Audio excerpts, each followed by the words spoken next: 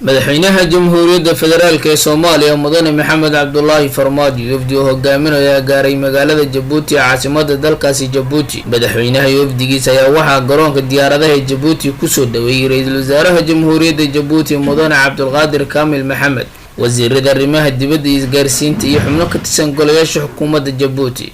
labada madaxweyne ee Soomaaliya iyo Jabuuti ayaa maalinta berri ah wadahadallo ka yeelanaya xaaladda siyaasadeed, amniga iyo dhaqaale ee gobolka, gaar ahaan danaha wadajirka ee ka dhexeeya labada dal.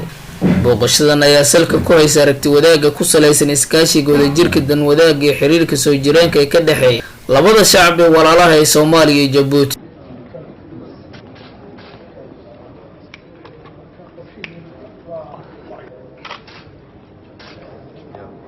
madaxweyne maxamed cabdullaahi farmaajo iyo wafdi uu hogaaminayo ayaa caawa soo gaaray magaalada Jabuuti.